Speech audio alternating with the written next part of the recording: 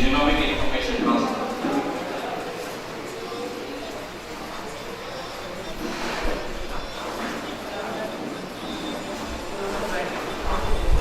Good afternoon, everyone.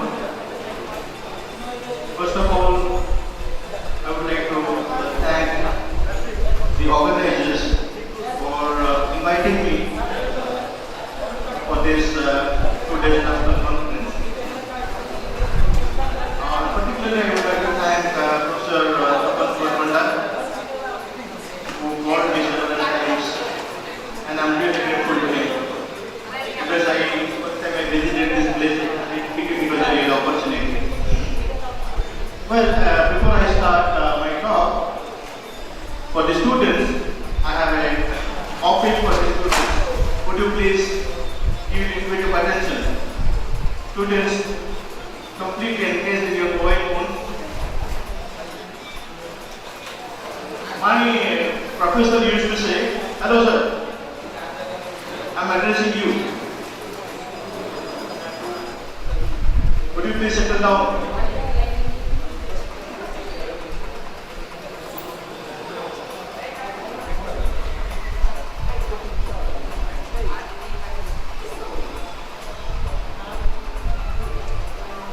Yes, my professor used to say in my classroom,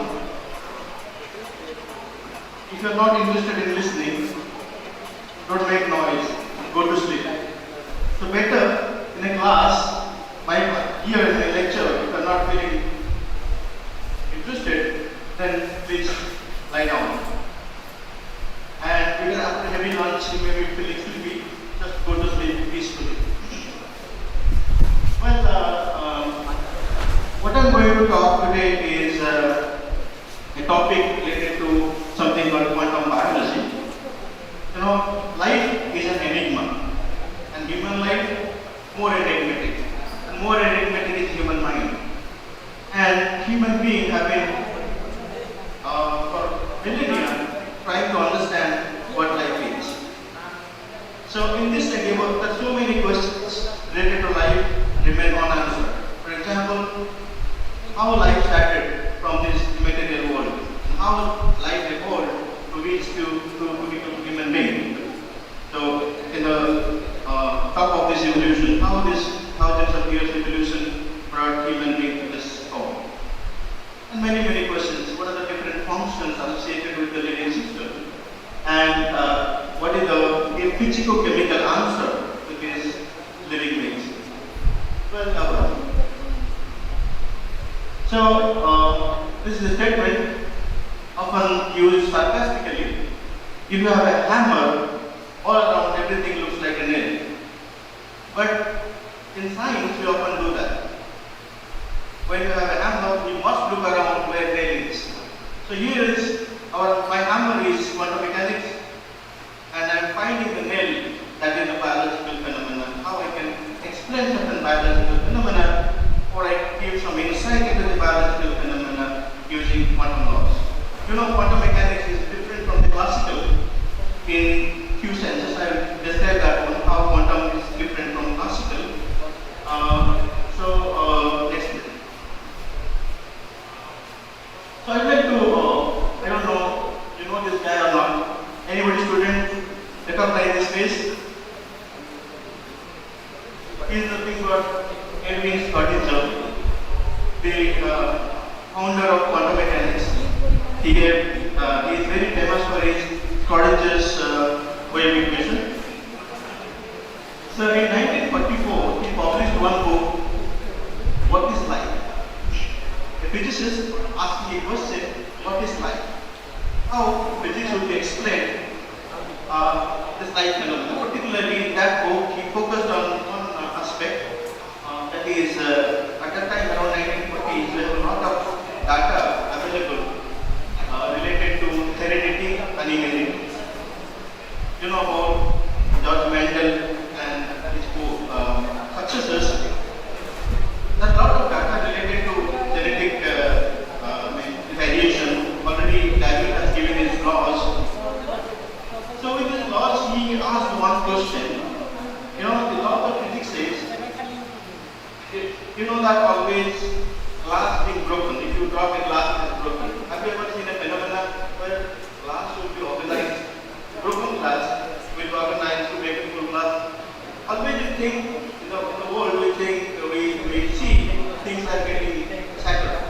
getting disturbed. But life is a phenomenon just opposite of this. Life is a beautifully organized system.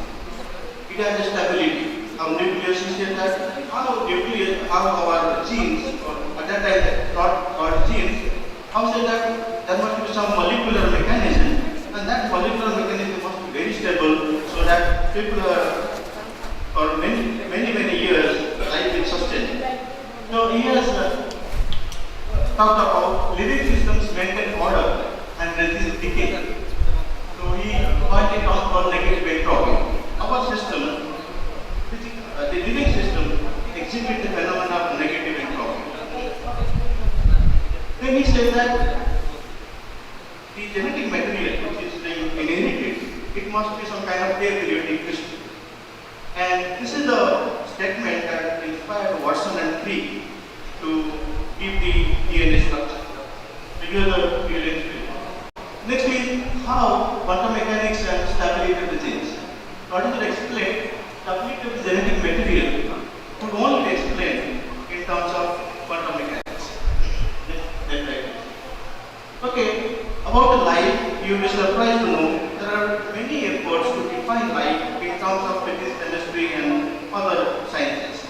So here is some definition I want to put for physico-chemical information theoretic definition of life. I will cite only one, we find very interesting.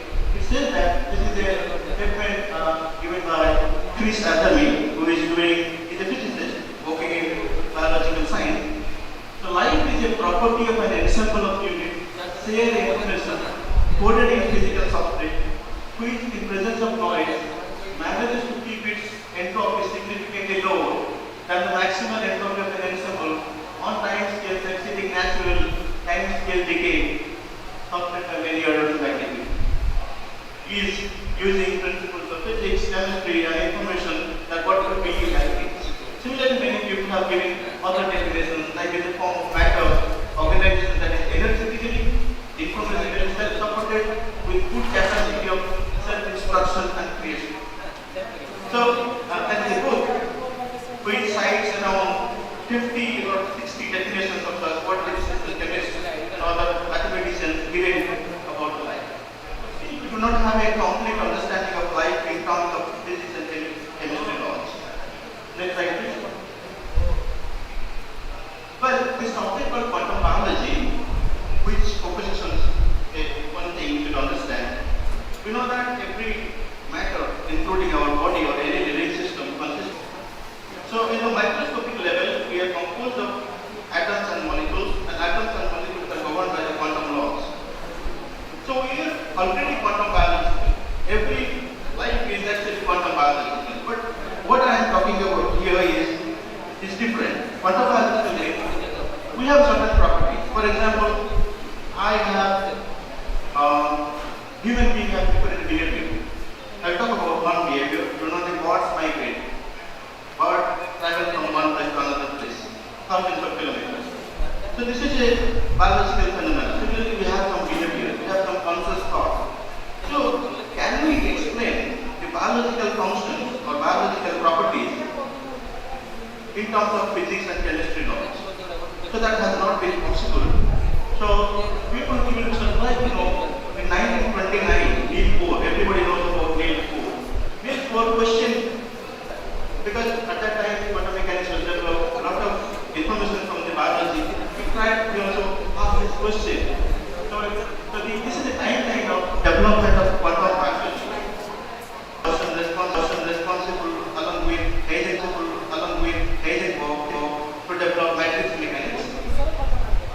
Again, 1944, Schrodinger, 1963, there is this topic discussed with Claudine.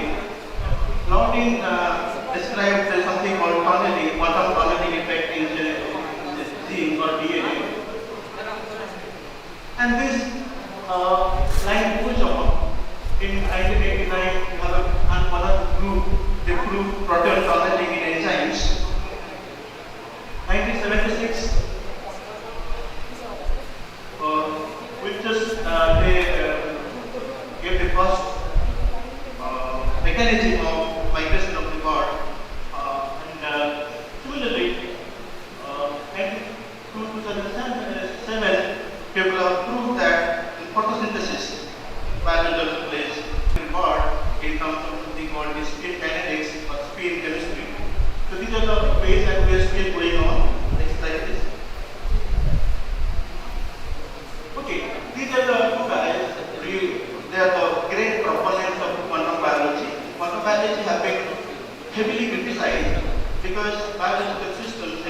So biological systems are not of that kind. But these two guys from UK, McFadden, these organically, they have written a book, Life on the Edge. Beautiful written book, popular, anybody can understand most of its language, no mathematics. When they nicely explain about different phenomena, which is a biological phenomena particularly, which is related to, which could only be explained in terms of the quantum mechanics. So we have a world, classical world, and we have a quantum world. We say that life exists in its boundary. Here, most of the behavior are classical, and some of our behavior are also quantum mechanics. Well, how quantum is different from classical? You know that quantum systems are quantized. The energy of the quantum system are not continuous. They are discrete energy. This is one of the features which is different from classical and quantum. And also you have 0-point energy. You have also wave function moves beyond your potential well. So one is the quantization. It's a non-classical property. Second is called tunneling, quantum mechanical tunneling. Quantum mechanical tunneling says, suppose you want to jump a height of 10 feet, but you have the energy to jump only up to 5 feet. So can you jump over that? Tunneling is a phenomenon, but it exists for the microscopic particle. Even if your energy is very low, then also you can also jump this barrier. Okay, so that's the quantum mechanics. Some probability that you will jump this barrier. That is called the quantum mechanics. So another is quantum superposition. Quantum superposition means you know that two quantum states can exist simultaneously. You'll be surprised to know it is possible that one particle will be traveling fast simultaneously. That's also some enigmatic thing. This principle is called quantum superposition. Here I give an example. Your electron can have up spin or it can have down spin. It can also exist superposition of up and down spin. That's usually called the quantum superposition. Next is quantum entanglement. Quantum entanglement is a mysterious correlation between two particles which is far away, especially very far away from each other. So quantum entanglement, quantum covalence, quantum tunneling, uncertainty or 0-point energy, these are the quantum phenomena not observed in the classical world. So I want to give, this is not really my topic, but I want to give one example that how migrated parts use the properties of quantum entanglement and quantum covalence to sense the geomagnetic field. You know that this is called the magnetoperception, magnetoperception. So they, they parts travel from one place to another place, following the geomagnetic field. So what happens here, the mechanism is in this way. So in the bird's eye, that is one molecule called the cryptochrome. Cryptochrome molecule absorbs nutrients by the nucleus in a proton and other nitrogen nucleus, and then create an entangled state like this. Okay, these two electron spins, they create entangled state. And these two kind of entangled state, one is called singlet and triplet state. In the presence of the magnetic field, when they travel, depending on the inclination, in which direction they are moving, they give rise to two different products. They give two different kind of reaction products. So if your magnetic field is different, the concentration of the reaction product will be different, and our eyes, inside our eyes, we have the sensors which send the signal. And particularly in bird's eye sense the concentration of these reaction products, and accordingly they follow the path of